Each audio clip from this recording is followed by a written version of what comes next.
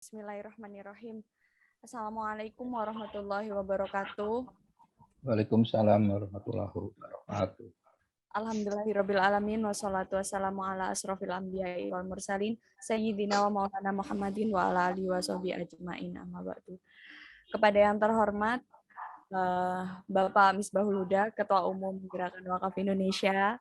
Kepada yang terhormat Pak Bambi, narasumber kita pada ngopi sore pada pertemuan kali ini, dan juga kepada yang terhormat Bapak Ibu pengurus GWI, dan tak lupa juga kepada yang terhormat Bapak Ibu, rekan-rekan peserta yang sudah hadir di acara ngopi sore pada pertemuan kali ini. Pertama-tama marilah kita panjatkan puja dan puji syukur kehadirat Allah Subhanahu wa taala karena dengan rahmat-Nya kita dapat berkumpul dalam keadaan sehat walafiat. Shalawat serta salam tetap tercurahkan kepada junjungan kita Nabi Muhammad SAW, yang mana beliau telah menuntun kita dari zaman yang gelap menuju zaman yang terang benderang, yakni Atinul Islam.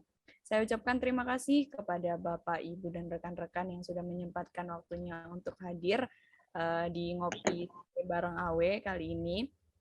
Sebelum kita mulai acara ngopi sore ini, alangkah baiknya kita awali dengan bacaan suratul Fatihah agar acara pada sore hari ini bisa bermanfaat dan lancar tanpa ada kendala suatu apapun. Amin.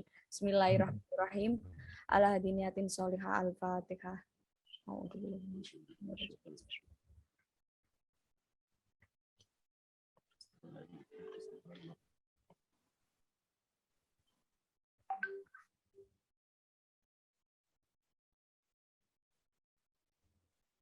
Amin, amin ya rabbal alamin. Baik, untuk mempersingkat waktu langsung saja saya serahkan kepada Pak Bambi untuk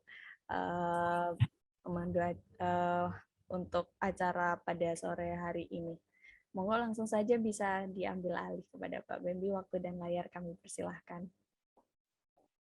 Oke, makasih Mbak Rizka. Assalamualaikum warahmatullahi wabarakatuh. Waalaikumsalam warahmatullahi wabarakatuh. Salam sejahtera untuk semua Bapak Ibu, sahabat-sahabat Akademi Wakaf yang saya hormati, Ketua GWI, Bapak Insinyur Misbahul Huda. Apa kabar Pak? Selamat sore. Semoga sehat-sehat selalu sekeluarga Pak. Untuk para peserta acara sore ini, alhamdulillah terima kasih sudah bergabung untuk sama-sama kita sharing, berbagi ilmu, berbagi referensi, berbagi informasi. Semoga bisa bermanfaat bagi diri saya sendiri dan bagi kita semua dan bagi kemajuan ranah wakaf di Indonesia dan untuk kemajuan organisasi, lembaga, serta semua yang sedang kita lakukan sama-sama. Bapak Ibu rekan-rekan sekalian, untuk mempersingkat waktu, izinkan saya sharing apa yang saya informasi, referensi, pengalaman maupun hal baik yang mudah-mudahan bisa menjadi ilmu, menjadi knowledge, menjadi sesuatu yang baik untuk dilakukan agar usaha kita bisa menjadi lebih baik lagi dan meningkat, terutama bisa lebih mensosialisasikan gerakan wakaf kita di lingkungan kita, di masyarakat kita, di wilayah kita. Saya akan share materi saya sore ini.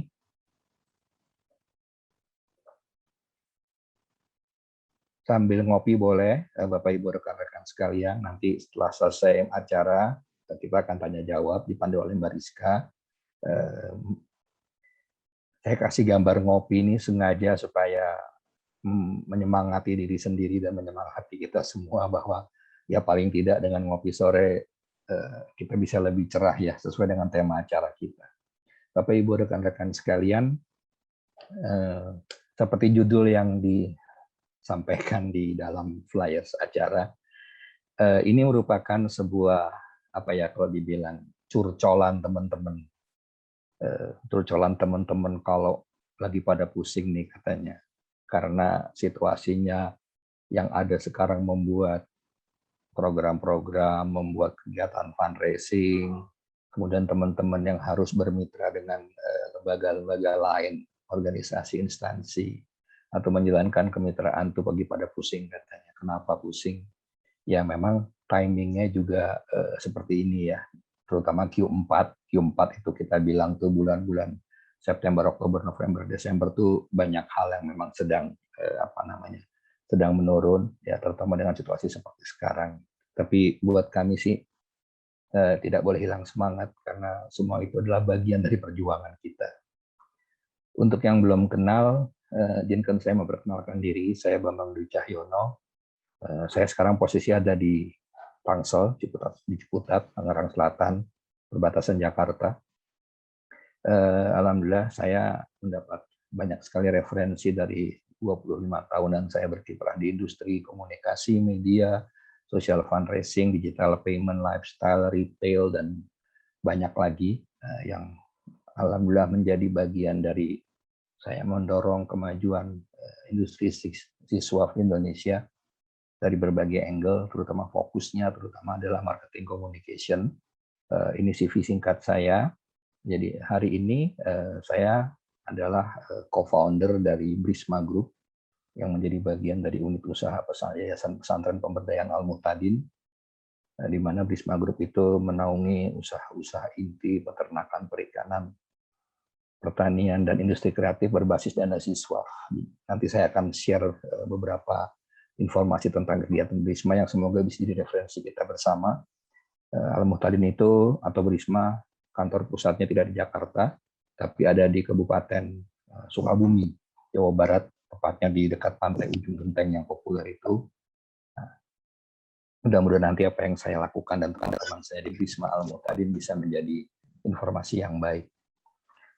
Baik teman-teman, Bapak Ibu sekalian, katanya nih, pengalaman saya dan juga diskusi dengan kawan-kawan itu biasanya kalau akhir-akhir tahun tuh lembaga-lembaga zakat, lembaga wakaf tuh puyengnya barengan. Kenapa puyengnya barengan? Karena biasanya uang terbesar, penghimpunan terbesar di lembaga siswa itu di Ramadan dan sebagian di kurban. Ada yang 50% di Ramadan, ada yang 30%, ada yang mungkin di atas 50% di Ramadan. Jadi sepertinya the center of universe atau pusat tata surya penghimpunan itu di Ramadan bulan kemarin, bulan-bulan Mei kemarin.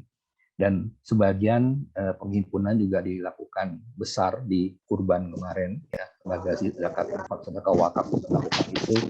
Tapi ternyata cerita dari teman-teman yang saya dengar itu penghimpunan kurban juga menurun karena pas banget dengan situasi PPKM, pandemi sedang sangat tinggi di bulan kemarin ya, Juni Juli, sehingga penerimaan kurban menurun sekali. Target-targetnya banyak yang tidak tercapai. Dan itu berpengaruh juga kepada organisasinya yang sudah bikin target dan kemudian tidak tercapai. Alhasil beban untuk Q4 bulan-bulan September, Oktober, November, Desember ini menjadi beban yang sangat besar karena penghimpunan yang tadinya dia asumsikan atau ditargetkan bisa masuk di 60-70% setahun di Januari sampai Agustus ternyata tidak mencapai gitu, banyak yang tidak mencapai. Jadi akhirnya bulan-bulan ke depan ini itu pusing semua itu. Banyak yang cerita ke saya bagaimana caranya, bagaimana jalan keluar dari semua ini. Kita mesti punya program apa nih Mas, punya beriklan apa, pakai media apa. Wah ini pertanyaan menarik nih, makanya saya angkat topik diskusi kita sore ini. Dan PPKM masih level 3 ya, di beberapa wilayah juga saya perhatikan bisnis belum sempurna bergerak. Kalau bisnis belum bergerak, industri belum bergerak, ekonomi belum bergerak, orang-orang baik yang tadinya punya rezeki yang berlebih, tiba-tiba mungkin berubah rezekinya atau kantongnya mulai masih menipis karena banyak yang belum bisa berjualan atau berusaha dengan normal lagi. Nah itu beban tersendiri juga bagi lembaga-lembaga sosial. Nah dari situasi ini nih yang saya tangkap ya ngobrol-ngobrol tuh memang ini era penuh kebimbangan ya, penuh kebingungan mau melakukan apa gitu.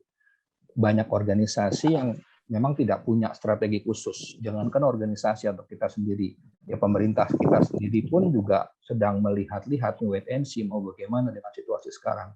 Memang vaksinasi berjalan terus, tapi ekonomi belum sepenuhnya berjalan dan mitra-mitra kita yang biasanya banyak ngasih donasi, ngasih program CSR agak nahan-nahan nih karena mungkin mau lihat dulu dengan situasi yang ada dan rasanya nggak semua punya strategi jitu atau strategi khusus, semua masih dalam sifat belajar melihat kiri kanannya. Kemudian banyak juga yang saya perhatiin saat ngobrol ini nggak punya rencana kerja yang cepat nih, mau ngapain nih, kuartal 4 tinggal akhir tahun nih, program apa nih, nggak mungkin bikin program baru dan segala macam, apa meneruskan program yang lama atau gimana. Nah ini diskusi yang menarik dengan kawan-kawan saya di lembaga-lembaga siswa, dan ternyata saya tanya juga nggak punya program yang fresh ya, yang rata-rata tuh ya program yang ada ini aja mas, nggak bisa di refresh lagi, atau programnya yang ada ini gitu. Saya perhatikan memang dari komunikasinya itu di teman-teman itu banyak yang masih hanya akhirnya kembali mengedukasi kepada ayo zakat, ayo wakaf, ayo sedekah, ayo gitu. Nah, jadi ini saya perhatiin kenapa malah ngomongnya bukannya mengajak program ya, tapi menceritakan mengajak ke tindakannya ya. Nah, reason why-nya saya sebagai pewakif, sebagai musyak itu apa ya? Kalau harus mensupport kegiatan itu kenapa gitu. Nah, ini belum kelihatan yang saya perhatikan.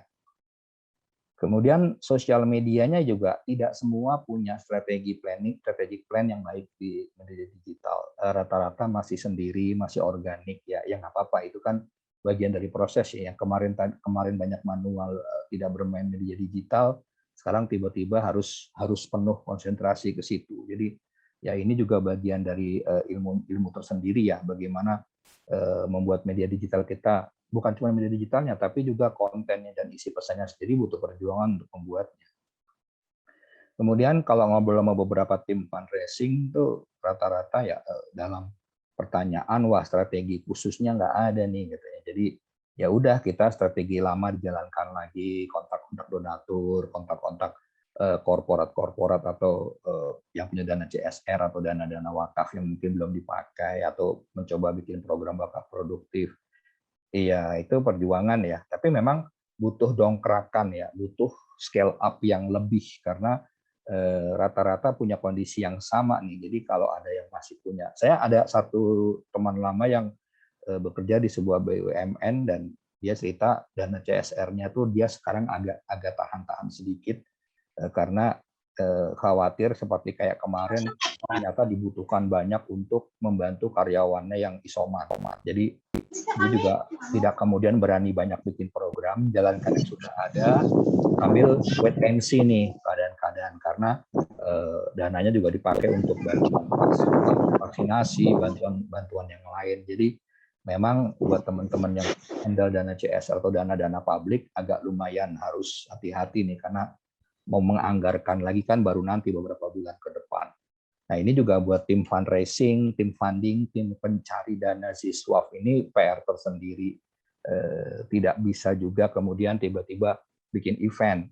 Mau bikin event di mana gitu, banyak yang belum boleh kumpul kan. Kalaupun mau bikin event digital seperti apa eventnya. Nah pusing masih berlanjut nih, tapi kalau menurut saya mungkin dilihat juga gitu.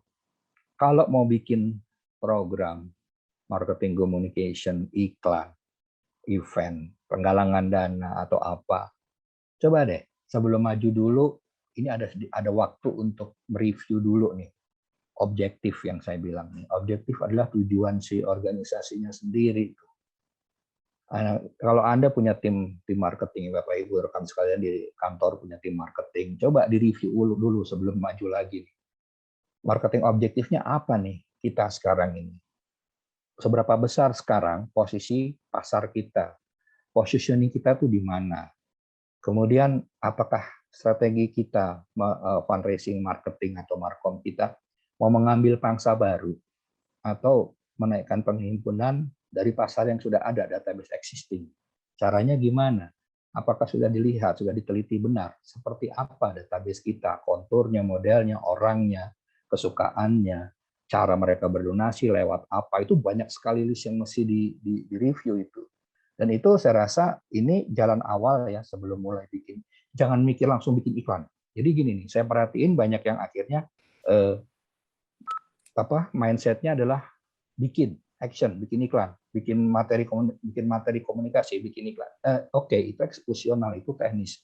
Tapi sebelum masuk ke situ, coba review sedikit. Marketing objektifnya mau apa? Donasi itu, Ziswaf itu, mau dari pintu yang mana? Berapa besar? Apakah hanya menambah 20% kegiatan organisasi, ataukah jangan-jangan 50%? Kalau hanya mungkin masih menambah 25-30% dari target funding, target siswa, ya masih mendingan. Tapi ada teman-teman kita yang ternyata nambalnya masih 50%, itu berat sekali. Nah, nggak ada cara lain, jangan langsung action membabi buta, kayak, waduh tinggal 4 bulan harus mencapai target, kalau nggak kita nggak perform. Ya bukan, mungkin tidak kemudian terlalu panik seperti itu, tapi lihat dulu nih, diam dulu nih, posisi kita di mana, marketing objektif kita kayak apa, database kita siap nggak, donatur kita siapa nih, pewakif kita di mana posisinya, seperti apa, apakah mau ambil yang baru, caranya sudah tahu belum, atau yang lama mau kita olah sedemikian rupa. Kemudian sales objektif gitu, berapa sih sebenarnya target yang tersisa, real nggak, maksudnya real gini, kalau organisasinya butuh yang 30 atau 40% tadi, kejar itu aja nggak apa-apa. Nggak usah mikirin nanti harus lebih nih, nanti nggak ada bonus tahunan, nggak ada bonus ini itu. Karena kalau nggak begitu, berarti modal kita, energi kita akan lebih besar. Padahal sebenarnya situasinya juga belum terlalu kondusif untuk mengepus sales atau penghimpunan yang besar. Karena kenapa? Ya banyak kawan-kawan kita, ya para donatur, para pewakil, para musyaki yang kondisi ekonominya juga sekarang floating ya, bisnisnya tidak terlalu bagus, yang swasta yang gajian juga beberapa masih, saya dengar juga masih belum full gajinya gitu. Kegiatan-kegiatan untuk kemitraan juga belum full semua. Nah, lihat dulu, kita mau bikin sales objektif tuh, tadi kan marketnya nih, posisi kita, industri kita, dan produk kita, program kita. Nah sekarang salesnya nih, mau didukung berapa, mau disupport berapa, ada nggak modal untuk membuat sales program? Kemudian model penjualan apa sih, model program apa yang bisa menarik hati gitu? Siapa aja nih sales pointers kita, sales partner kita siapa aja? Udah siap belum tim lapangan? Relawan kita mau diturunin lagi nggak atau gimana? Coba tolong di-review dulu. 2 ini, dan yang ketiga ini nih. Nah ini communication objektif. Dari marketing objektif sudah harus kelihatan, sales objektifnya juga harus dipikirkan. Kemudian sebelum bikin materi komunikasi, coba lihat dulu gitu, communication objektifnya mendukung nggak. Jangan semua, kita nggak ada ide nih Mas, kita nggak ada ide, kita masih gamang nih, baru selesai PPKM, kenapa nggak kita bikin edukasi-edukasi? Iya, edukasi perlu. Kenapa harus berwakaf? Apa itu wakaf produktif? Apa itu wakaf khairi? Apa itu wakaf infak? Atau apa itu zakat infak sedekah? Benar, itu diperlukan. Cuman itu tidak akan langsung membuat sales. Itu hanya edukasi untuk meningkatkan awareness tentang pentingnya berzakat, bersiswaf. Nah, berarti apa media komunikasi yang tepat? Apakah semua posting kita di Instagram edukasi? Nah, ini yang sering bolong nih. Saya pernah tes beberapa teman, rupanya mereka nggak punya content planning. Atau content planning, yang namanya schedule isi pesan mingguan, bulanan tuh apa aja. Gitu, harus dibikinnya instan gitu loh. Ada beberapa yang seperti itu. Nah, saya ingatkan, bikin content planning yang rutin, yang akan mendukung si marketing objektif maupun sales objektif kalian gitu loh teman-teman semua ini. Apakah harus edukasi seminggu sekali, dan jangan sering-sering karena ada yang harus di-push, yaitu programnya sendiri, program penghimpunannya gitu. Dan yang paling penting lagi yang sering kali ini agak miss adalah siapa sih fokus target market kita. Coba tolong dilihat database kita siapa, fokus target marketnya ada di mana. Nah, jangan-jangan nih udah create banyak itu, udah beli beli Facebook Ads, Instagram Ads, beli search engine optimization di Google segala macam, kok nggak naik, nggak bergembing ya? Karena mungkin jangan-jangan materinya, isi pesannya itu tidak sellable, tidak menjual. Ya yang baca juga merasa oh cukup gitu, bukan wah saya mau nih, ini dia nih, saya pengen melakukan sesuatu. Ini bagus nih, itu yang dicari responnya. Jadi membuat materi komunikasi itu harus memikirkan respon target market yang tepat. Kalau melihatnya cuma apalagi ngeliat Instagram di handphone itu, coba tes berapa detik kita slides.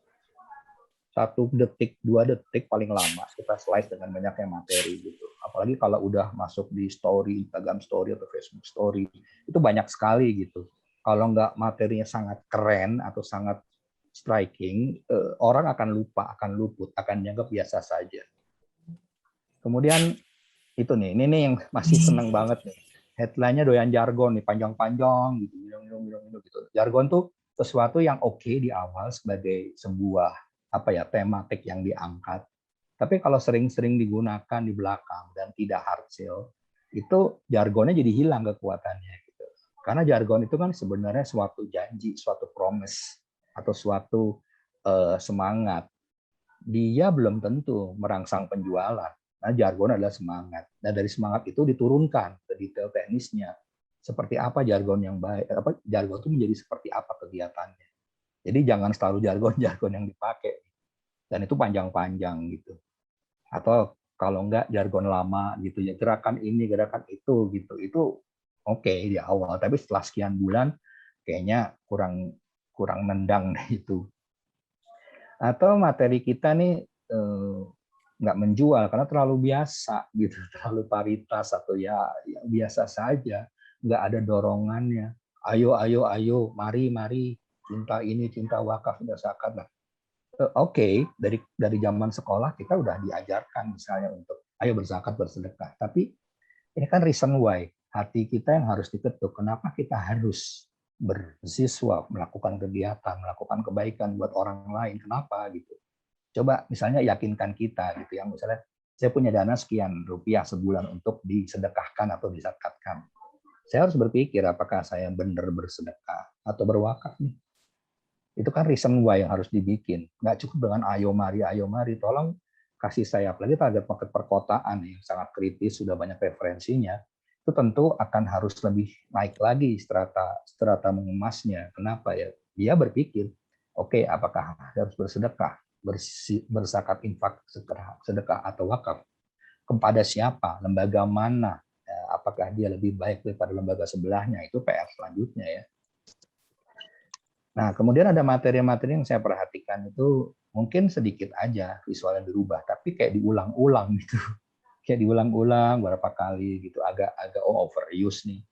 Contoh ada satu lembaga wakaf yang menggunakan seorang artis, ya cuma dipakai karena beliau ini cantik ya, maksudnya good looking gitu. Cuman endorser itu tetap dipakai bagus sebagai endorsement. Cuman dia mau apa, sebagai apa? Dia bicara apa, apakah dia mewakili sebagai seorang idol, ataukah dia mewakili sebagai personifikasi orang yang bersiswa, atau apa nih, atau orang yang berwakaf untuk menemukan semangat yang baru, atau sesuatu pencapaian spiritual karena berwakaf dia menemukan hal baik.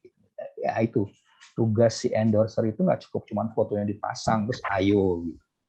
Nggak cukup karena sudah sangat banyak endorser yang public figure terkenal ataupun yang mukanya kita baru kenal, cuman followernya banyak sekali. Nah, itu perang endorser di media.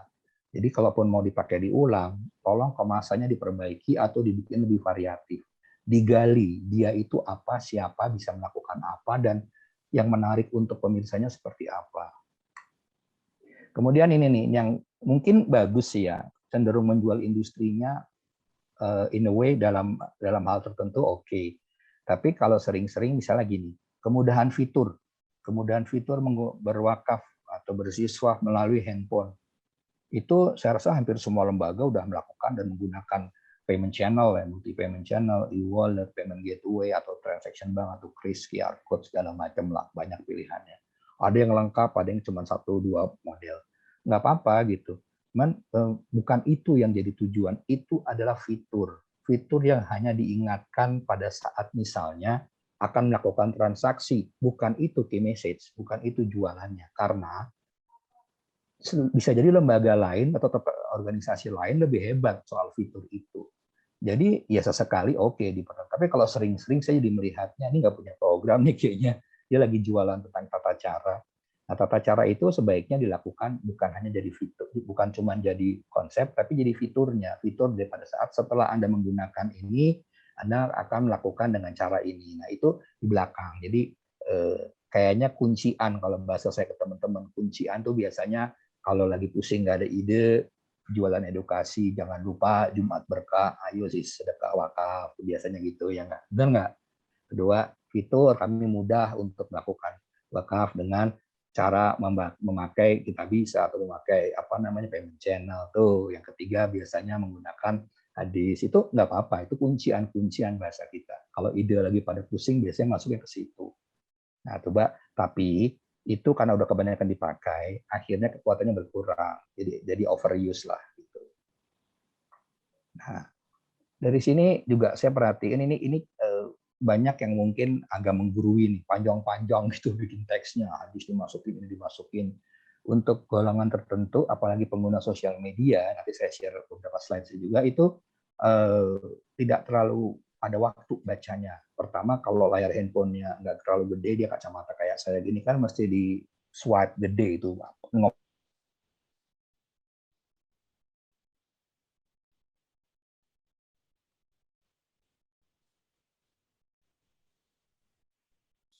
Pak Bambi Saya mau suaranya baca yang mana dulu nih, frame-nya dulu, logo ini itu, foto pengurusnya sama gelarnya yang panjang dan title-nya.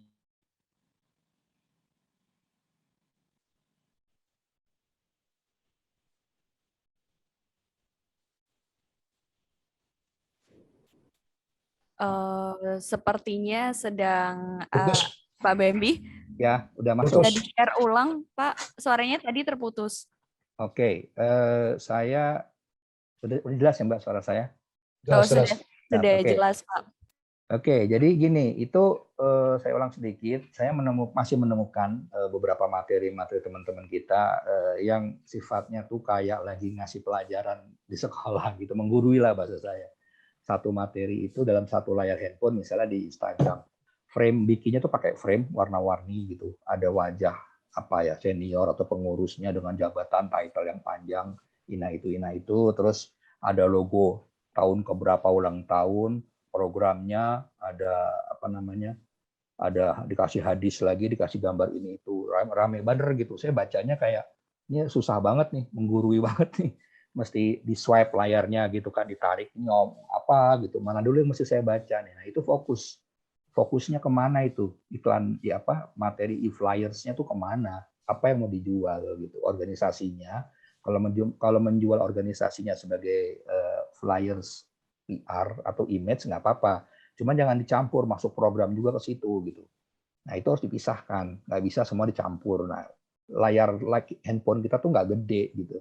Penggunaan mobile phone tuh lebih tinggi dari penggunaan desktop atau komputer laptop atau desktop di rumah. Jadi pikirkan bagaimana materi kita bisa dibaca dalam waktu 2-3 detik, tak cepat, orang nangkep isi pesannya sudah cukup. Nah, nanti mau menjual organisasi, slogan perusahaan, slogan lembaga segala macam itu di website aja atau di materi lain, dan jangan dicampur jadi satu. Oke, saya masuk ke poin kedua. Halo, terus lagi. Ya. Ya, materi ya dengar ya. Poin kedua adalah sini kok masuk ke sini. Nah, materinya tuh banyak yang tiba-tiba pakai dia belum pernah pakai strategi muda gitu, strategi milenial, tapi tiba-tiba dia langsung bergaya seperti milenial dengan kalimat-kalimat yang membuat saya jadi lucu nih, karena dia sepertinya organisasinya bukan itu gitu. Positioning dan marketing objektifnya dia yang berubah tiba-tiba. Yang berubah oke, selama relevan gitu, selama relevan dengan kebutuhan dengan target marketnya. Kan ya coba aja mungkin diintip beberapa materi di Badan Wakaf Indonesia itu tiba-tiba ada kalimat yang kok ini lucu ya, tapi memang itu harus konsisten, nggak bisa nggak bisa dipakai sekali kemudian agak hilang gitu. Kalau mau konsisten dirubah, memang dia harus berubah satu campaign atau strategi khusus yang memang akan menggarap pasar muda misalnya. Kalau enggak ya nanti semacam kayak ya materi biasa saja gitu. Oke. Kemudian, nah ini nih. Mohon maaf Pak Bambi, Ya. ini materinya belum tampil di layar, Pak. Belum ya? Iya, masa? Pak. Bentar. Putus kali. Mungkin tadi karena terputus.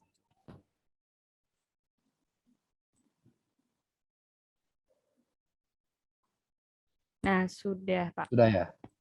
Oke.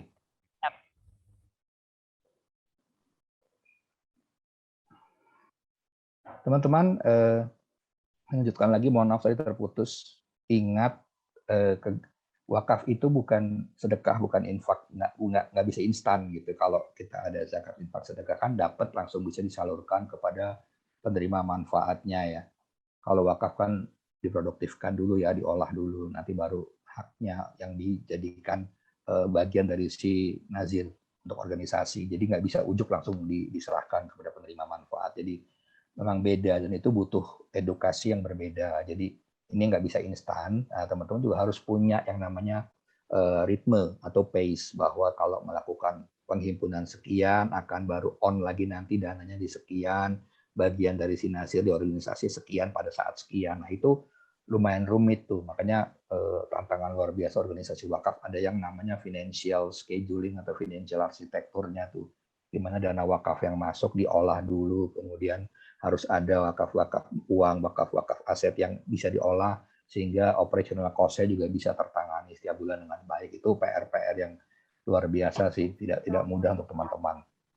Nah, kemudian ini yang banyak pertanyaan juga kemarin di acara ngopi minggu lalu.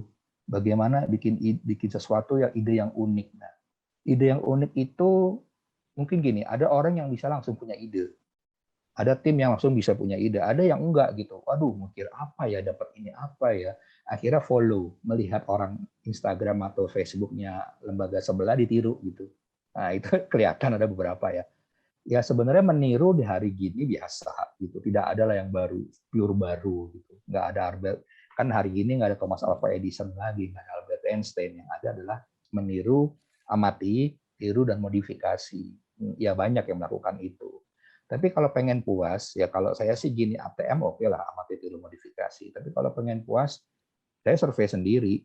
Survei misalnya gini, punya satu program tapi harus tahu potensi wilayahnya nih. Baru saya survei dulu, dialog banyak dengan masyarakat sekitar gitu. Kemudian FGD, ngopi bareng dengan para pewakil.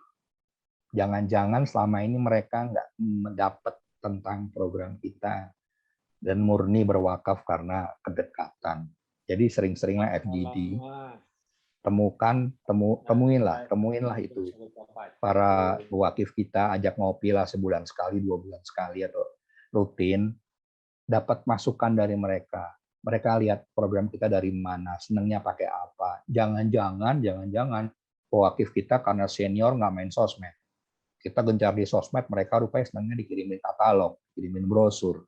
Bisa saja terjadi. Makanya lihat kontur ya, sekali lagi kontur database-nya diperhatikan sekali. Siapa target market kita? FGD itu penting, focus group discussion untuk mendapatkan input. Kemudian nggak ada salahnya kita kumpulkan FGD ya tadi dengan pewakil, nah dengan potensi pewakil dari yang muda misalnya, mahasiswa tingkat akhir atau karyawan-karyawan kantor yang masih muda-muda yang punya ketertarikan terhadap wakaf, coba digali. Kalau yang umur 20-an sekian tuh mengenal wakaf dengan baik nggak sih? Jangan-jangan belum. Mereka pakai media apa? Instagram seperti apa yang disukain? Siapa public figurnya mereka? Ustadz kah? Usahawan? Bisnismen kah? Siapa nih gitu? Karena ada banyak orang, banyak tokoh di Instagram yang keren banget, saya lihat. Tapi mereka itu meskipun sudah senior ya, usia di atas 50, tapi bisa banget bicara kepada mereka yang muda-muda. Gitu. Jadi ini menarik dipahamin gitu loh, bahwa jangan-jangan kita ini pusing karena materinya nggak masuk ke pewakif kita, karena mungkin idenya nggak unik, nggak datang dari kebutuhan si pewakif kita. Nah, kemudian yang nggak mudah lagi, suka bikin pusing banget nih, adalah program itu belum ketahuan manfaatnya, atau impact report-nya, atau social impact-nya. Jadi program itu baru orang terus ngajak. Nah kan ada pertanyaan nih, misalnya gini ya. Ini yang simpel.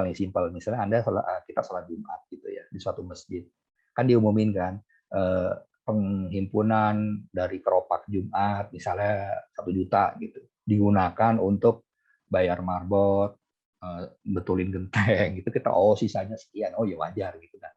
Tapi kalau orang ngumpulin terus gitu, terus cuma dibilang sudah digunakan untuk keperluan masjid, digunakan berapa ya gitu. Ingat loh, Ini asas transparansi ini penting. Jadi begitu Anda punya program, bikin tracking result yang baik. Tracking result yang baik misalnya 6 bulan, setahun. Kalau udah ada manfaatnya, meskipun baru kecil, share manfaatnya. Solusinya share. Nggak apa-apa baru 5-10 orang yang dapat manfaatnya, nggak apa-apa. Share saja solusinya. Nah, solusinya itu harus di-create, jangan polos-polosan gitu. Misalnya yang tadinya nggak bisa makan jadi bisa makan, itu terlalu biasa gitu. Cari sesuatu yang solusi yang hebat sebagai manfaat dari dana zakat zakat wakaf Anda gitu. Kalau enggak nanti orang saya nggak mau lagi deh berwakaf karena udah kelihatan manfaatnya. Nah, coba tolong direview lagi program-programnya. Yang dinaikkan ke media adalah program yang sudah punya social impact atau impact report yang baik supaya apa orang langsung lihat gitu. Ya. Nah, kemudian bicaralah dengan tepat. Kan tadi saya ceritain kan tidak semua pakai Instagram, belum tentu juga kalau golongan yang mungkin 40 sekian atau 50 sekian ke atas tidak semua main di Instagram. Mereka masih main di Facebook gitu. Facebook seperti apa? Apakah berpanjang-panjang memakai semua? Ya, Anda lebih tahu dari saya. Di review, jangan menggunakan media dengan kata saya atau asumsi saya, jangan. Tapi melihat media itu review. Di-review dulu semua. Isi pesan kita jangan-jangan terlalu biasa atau terlalu standar atau ya begitu-begitu saja, cuma posting kegiatan.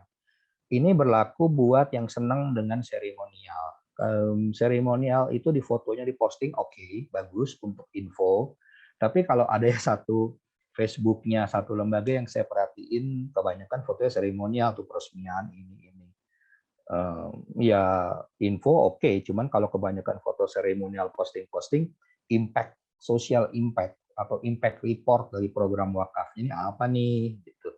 Saya sebagai yang misalnya sudah berwakif kan ya pengen dong tahu penerima manfaatnya sudah punya kambing belum, sekolahnya sudah rapi belum, atau kebunnya sudah nambah belum. Nah itu tuh social impact itu yang harusnya lebih banyak ditonjolkan ketimbang seremonial. Jadi ini buat teman-teman yang masih senang pasang foto seremonial agak mulai dikurang-kurangin lah gitu. Itu konsumsi internal dan orang juga nggak ingat kalau udah 2 bulan, tapi kalau social impact itu akan diingat terus karena itulah sebenarnya manfaat dari program wakaf kita. Karena tidak semua orang juga senang. Target market kita siapa dulu ya, tepat apa enggaknya materi kita, idenya unik apa enggak, menjadi solusi enggak buat mereka. Nah itulah yang sering bikin pusing, materinya nggak bisa dibaca, nggak disukain lah, tidak menimbulkan awareness. Akhirnya yang bikin lembaganya ikutan pusing. Oke, jadi apa yang harus dilakukan? Sebelum pusing yang berkepanjangan, balik lagi nih, besok Senin nih, coba weekly meeting atau monthly meeting awal September. Bikin September jadi September ceria lah. Ya, kemarin Juni Juli udah pusing banyak masalah karena PPKM. Agustus sebagian transformasi, ya September kalau bisa bisnis kita ceria lah. Jadi mulailah, coba di list lagi nih, cek ke tim, programnya kayak apa? Ada program untuk Q4 ini enggak? 2-3 bulan lagi mau melakukan apa? Apa tujuan kita? Sales objektifnya kayak apa? Nilainya berapa? Kalian mau melakukan apa? Siapa penerima manfaatnya? Jangan bikin program yang main bikin penerima manfaatnya belum jelas gitu. Saya lihat ada beberapa yang ada kecenderungan kita bikin program gitu, nanti penerima manfaatnya sambil kita cari. Oh oke. Kenapa nggak bikin program karena ada penerima manfaat yang butuh gitu. Bisa dibalik metodologinya, bukan programnya dulu atau promosinya dulu. Atau yang tadi ayo mari nanti penerima manfaatnya udah kasih yang ada di database kita. Kenapa nggak bikin program manfaat sosial yang berkelanjutan dari database penerima manfaat Muzaki misalnya, Mustahik. Mustahiknya butuh apa? Coba di list. Sudah rapi belum data mustahiknya? Sudah clear belum data mustahiknya? Dari data mustahik itu kan ada ayah, ibu, anak ya, ada mungkin kakeknya, neneknya yang dalam keadaan papa, mungkin rumahnya, sekolahnya, apanya itu bisa dibikin clustering namanya. Itu bisa dibikin dari situ apa yang dibutuhkan dalam jumlah besar. Kalau belum terpenuhi itu adalah masalah sosial dan itulah tujuan dari dana Ziswaf itu ke situ, mengentaskan kemiskinan, mengurangi masalah sosial dari kebutuhan mustahik.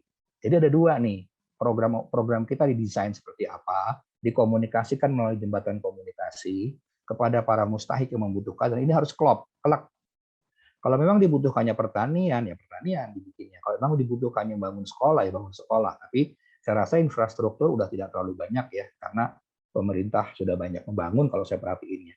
Nah, tapi yang banyak sekali dan dibutuhkan, misalnya pertanian, ya, industri hortikultura, perikanan, peternakan itu dibutuhkan sekali karena terus cyclingnya terus berjalan. Kemudian jangan lupa laporan buat pewakil, impact report. Nah, ini dia nih asas transparansi. Kenapa orang percaya sama kita, sama organisasi kita? Karena impact report kita jelas, bukan cuma tahunan ya. Impact report itu adalah hasil daripada dana-dana sosial kita. Jadi uang mereka yang kita jadikan per program. Bulanan, 3 bulanan, kasih rutin saja. Si ini sekarang sudah begini, si ini sudah begitu. Nah, itu tolong ditampilkan secara rutin. Kemudian aspek promosi nih. Saya selalu mengingatkan target market kita itu siapa sebenarnya. Tolong dicek lagi ulang database kita. Jangan-jangan database-nya belum pada rapi nih. Nah, besok mumpung Senin meeting, weekly meeting, monthly meeting, cek kontur database kita, sudah rapi belum ya. Target market kita sudah tepat belum, media sosial dan kontennya juga sudah tepat belum. Jangan dipaksa. Kalau ternyata target market kita sepuh-sepuh, udah senior people umur 50 tahun, pewakil udah yang sepuh-sepuh udah 50 tahun ke atas, jangan dipaksa medsos, jangan dipaksa Instagram edisi ke mereka. Mereka butuhnya katalog, mereka butuhnya bisa dibilang flyers atau dikasih brosur bulanan gitu. Mungkin mereka lebih senang baca begitu, atau di email kalau mereka senang pakai email. Kan yang tahu adalah teman-teman yang punya database. Jadi kontennya seperti apa yang mereka sukain gitu. Itu yang tadi FGD itu penting sekali buat itu. Kemudian, nah ini pertanyaannya nih, kan pakai media sosial gratis, ya gratis pasang aja. Kalau Anda YouTubers ngetop sekali pasang, reach-nya naik. Gitu. Nah ini kan kalau organik ini ya tetap harus beriklan, tetap tidak apakah tiap bulan, apakah harus tiap minggu. Balik ke objektifnya. Kalau memang kita punya modal budget campaign di media digital dan ada objektif khusus untuk mendapatkan sekian rupiah, nah slotkan budget di situ. Ya disesuaikan berapa persen. Kalau dibilang berapa persennya, ya mungkin 3, 4, 5% sudah cukup. Tapi rutin, bukan kemudian saya udah tayang pasang kemarin sekian juta rupiah, 5% dari target saya cemplungin di Facebook Ads, kok nggak naik ya? Saya kan nanya balik, udah berapa kali memang bikin Facebook Ads, ya baru sekali. Ya baru sekali nggak ada bunyinya, Bapak Ibu sekalian. Baru sekali itu ya sama aja kayak ngetok pintu, tok tok tok tok, orang rumahnya belum keluar. Atau mencet bel ting tong, orang luar di rumah belum dengar. Jadi harus rutin, di setting yang benar. Nah, itu ada ilmunya sendiri. Ya, jangan lupa supaya nggak pusing bikin materi komunikasinya karena dianggap nggak tepat. Lihat target market Anda. Ya, target market Anda itu adalah orang yang akan mengambil manfaat dari isi pesan komunikasi Anda. Para pewakil kita yang harus diedukasi. Ya, tolong dilihat baik-baik, karena tanpa mengetahui target market yang tepat, materi komunikasi kita akan salah sasaran, dan akhirnya buang energi. Nih, ini survei 2021 social media usage dari audience profile kita. Masih audience profile kita ya yang paling tinggi di pengguna media sosial itu di 25 sampai 34. 25 sampai 34 dan ternyata pria, bukan wanita. Jadi pria umur 25 sampai 34 itu 19,3% masih menggunakan sosial media, bukan wanita saja. Nah, demikian juga untuk klaster kedua, yaitu umur 18 sampai 24, juga pria. Nah, pria itu biasanya dalam komunikasi kami menganggap sebagai kaum yang rasional.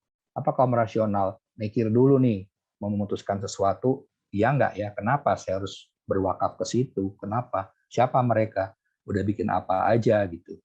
Nah, kalau wanita, kalau dalam ilmu komunikasi biasanya kami menyebutnya target market yang emosional, bukan emosional pemarah, bukan, tapi sangat menggunakan emosi. Kasihan ya, perlu dibantu ya, aduh nggak tahan dia ngeliat gambarnya gitu, kasihan banget. Nah itu, jadi itu cara berbicara dengan target market yang rasional dan emosional. Nah, coba lihat track database pewakil kita atau potensi kita ada di usia berapa. Usia paling kecil ya tadi ini bukan saya ngomong ya, ini risetnya We Are Social atau Hotsuite.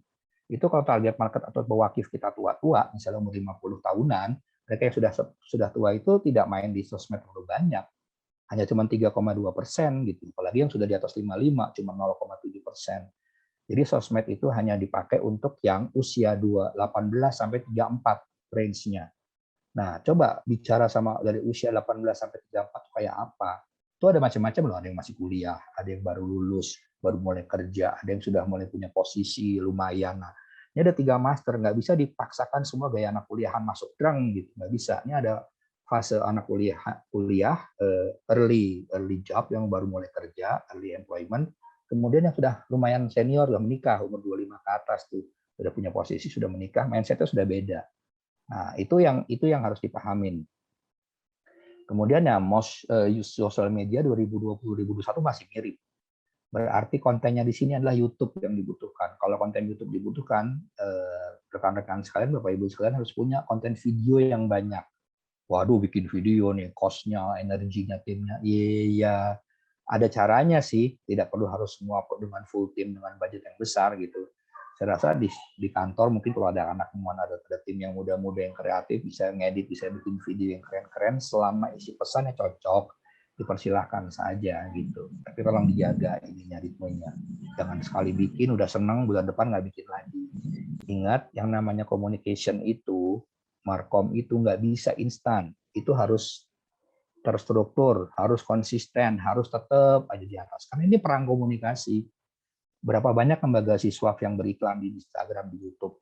Banyak sekali. Dan itu apalagi kalau yang udah pakai payment channel atau pakai public donation services, banyak sekali. Dan itu adalah lawan-lawan teman-teman, Bapak Ibu sekalian, yang hanya melakukan sosmed secara organik. Berarti tidak bisa kemudian menaruh harapan banyak di sosmed yang organik. Kalau itu caranya apa? Caranya bikinlah karya sebanyak-banyaknya, karya monumental, supaya langsung bisa menarik perhatian mereka yang tidak beriklan. Ya, ini saya perlihatkan tahun ini dengan tahun saya lagi cari risetnya, sudah ketemu sih 2021 mirip juga sih YouTube, WhatsApp, Facebook, Instagram masih itu. Twitter kenapa masih di bawah? Twitter tidak terlalu dipakai karena Twitter itu teks ya, text based, ada sih bisa dimasukin video dan foto, tapi memang lebih ini ya, lebih pada umur yang di atas 30-an, lebih senang politik, isu-isu yang keras lah gitu. Seneng lah itu di Twitter saya baca. Tapi kalau isu-isu seru-seruan untuk bikin program donasi yang seru, ya YouTube, Facebook, Instagram sebenarnya. WhatsApp juga kalau mau dipakai WhatsApp for Business, kita bikinlah kirimkan flyers secara rutin kepada donatur. Jangan keseringan ngirim flyers via WhatsApp ke para donatur kita. Nggak nyaman juga ya. Paling 2 seminggu sekali paling banyak lah tiap Jumat. Diingatkan saja. Dan tadi sama mindsetnya.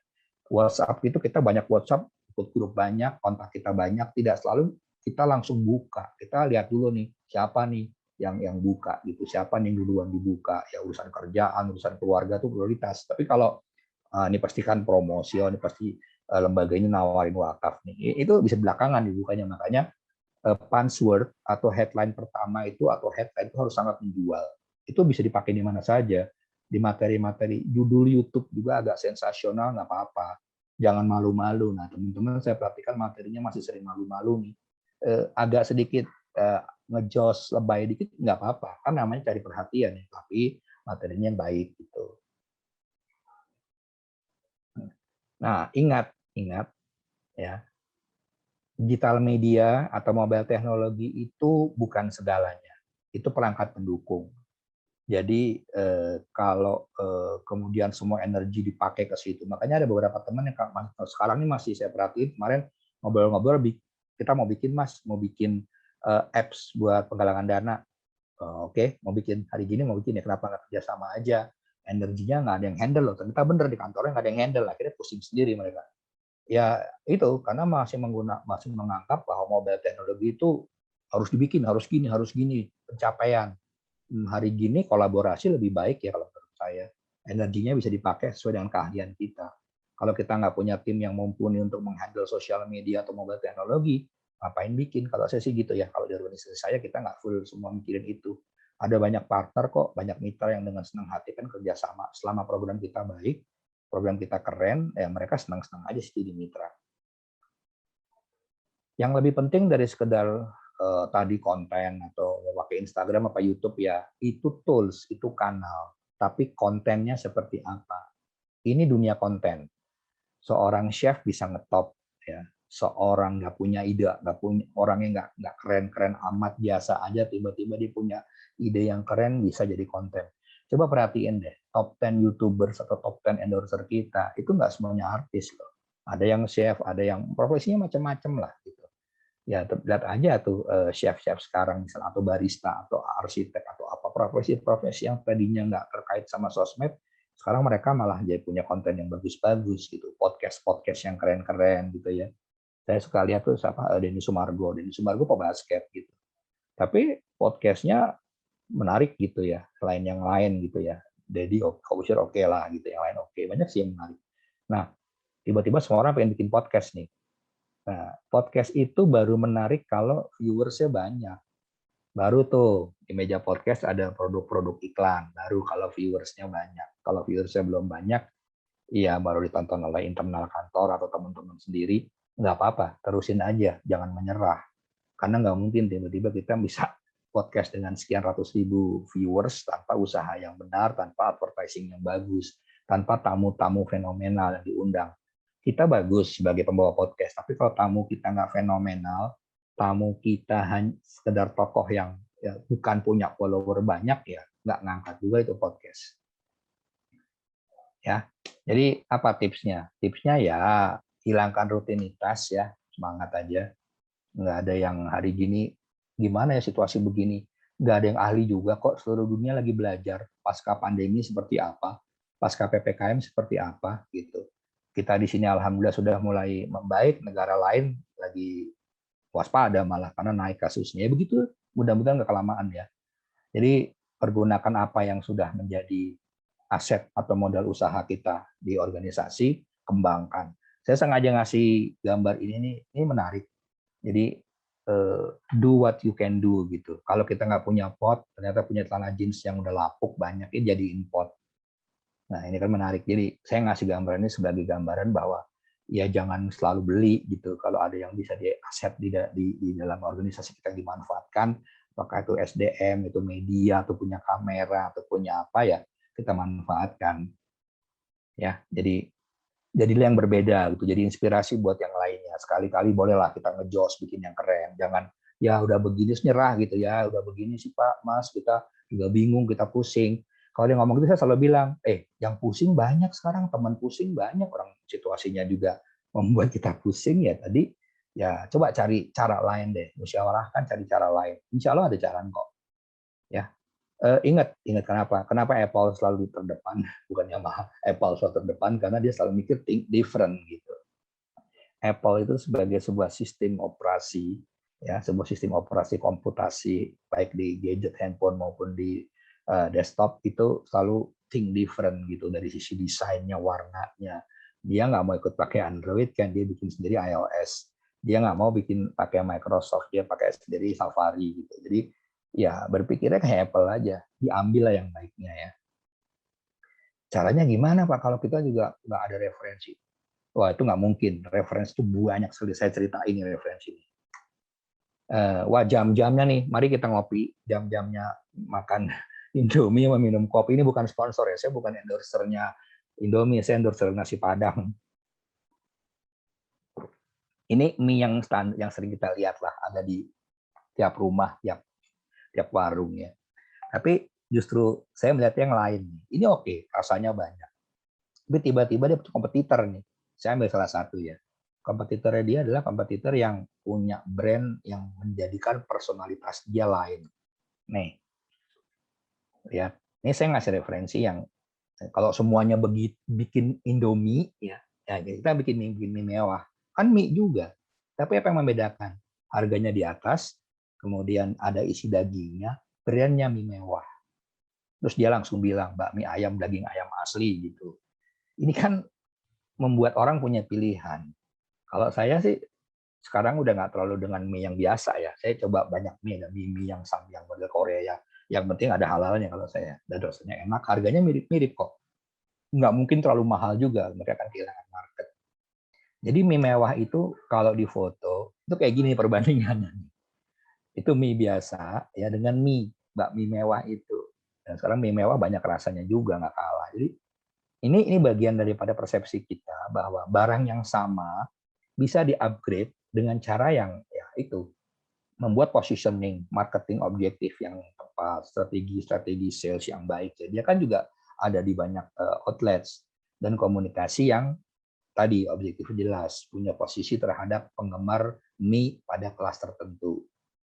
Ya, lihat misalnya gini ya, itu kan makan mie-nya nggak pakai kaos tuh, pakai jas, pakai dasi, ya karena mie mewah, beda brandnya seperti itu. Artis yang juga keren tampilannya kan beda gitu. Nah ini bukan kemudian kok mereka kan juga makan Indomie, iya, cuman pada saat makan mie mewah fotonya beda. Nah bisa nggak Indomie di foto begini? Ya bisa, cuman brandnya Indomie. Tapi kalau ini mie mewah, kita makan pakai jas gitu, pakai ini, kayak seperti foto-foto di sini, ya ini ya menarik juga gitu, bagian dari pemikiran yang lain lah gitu. Kan juga nggak kepengen lah sekali-kali beli mie yang agak beda rasanya. Ini referensi ya, yang bisa membuat apa namanya kita berpikir bahwa pusing iya, cuman ada sesuatu yang lain yang bisa dipikirkan. Dan bahkan barang-barangnya sama, kondisinya sama. Saya kasih lihat lagi ini sesuatu tuh kepusingan bisa diobati dengan tampil berbeda di tengah kerumunan ya yang harus makin kreatif ya. Saya ngasih referensi tuh hotel. Hotel-hotel tuh pusing loh. Sekarang banyak hotel teman-teman kita di hotel yang dirumahkan yang ini ya. Tapi dari saya nggak bahas dari itu ya, karena hotel juga kemarin kekurangan tamu, liburan destinasi wisata menurun drastis, jadi hotel-hotel tidak berkembang. Tapi dari sisi lain sebenarnya hotel-hotel itu juga sebelum pandemi saya nemu satu hotel yang menarik perhatian saya gitu. Kalau hotel pada sejatinya hotel adalah seperti inilah persepsi kita gitu ya. Sedikit formal atau formal, nice, mewah, apa namanya standarnya hotel gimana sih? Nah, tiba-tiba terus saya nemu hotel gitu. Ini ada di Senen, ada di Surabaya juga ada hotel. Dari kata art dan hotel ini di Senen, di Tamrin, samping Sarinah Tamrin. Itu ada hotel yang seperti ini. Awalnya dulu sekian tahun yang lalu dan ini saya masih sering lihat dan ini menarik gitu ya. Kenapa? Iya, orang kan nginep butuh experience, sesuatu sama kayak makan mie tadi. Makan mie ya mie kan itu mie, yang beda brandnya sama rasa. Sama nginep di hotel ya, masuk kamar, isinya di kamar apa sih? Kasur, lemari, furniture dan TV ya standar ya. Tapi kan ada experience atau pengalaman orang menggunakan sebuah produk, menggunakan sebuah isi pesan. Adalah experience yang berbeda. Ya, kita bisa ngebayangin kalau kamar hotel seperti apa. Nah, tiba-tiba masuk kamar hotel seperti ini gitu. Atau masuk rooftop-nya seperti ini, lobbynya juga bantal-bantal gitu ya. Pelayan juga saya lihat tidak yang jas-jas, tidak gitu, kayaknya cozy pakai polo shirt. Ini kan nggak tahu ya, kalau saya sih cocok gitu ya. Cocok, bahkan saya bisa ngobrol, duduk bareng ngobrol gitu untuk tahu tentang kondisi sekarang gitu. Bahkan ada pelayannya yang pakai bandana, asik-asik aja dan saya nggak keberatan gitu. Mungkin karena saya menyenangi model seperti ini yang casual, yang artistik, yang sangat open minded ya. Mungkin kalau bisnismen yang formal mungkin tidak terlalu suka. Itu balik ke target market. Makanya tadi saya bilang, pastikan dulu target market siapa. Yang punya art hotel nggak akan masuk ke target market yang hotel bintang 5 yang formal, yang mewah. Market dia adalah orang-orang yang pengen experience dengan karya seni, dengan sesuatu yang kreatif. Saya masuk ke kamar kayak gini, ide saya langsung kemana-mana gitu. Karena memang saya menyenangi seperti itu. Nah, mungkin targetnya buat orang-orang seperti itu. Ya, yang di Surabaya ini seperti ini. Dan ini saya rasa rumah-rumah model sekarang begini ya, model-model furniture-nya, model-model lighting-nya gitu. Jadi tidak kemudian balik ke yang formal. Mungkin karena saya tidak terlalu suka yang formal-formal, jadi saya menyukai yang begini-begini. Ini referensi sih, bahwa namanya hotel, tapi experience menginapnya beda. Namanya mie instan, tapi experience pemakannya dan packagingnya beda.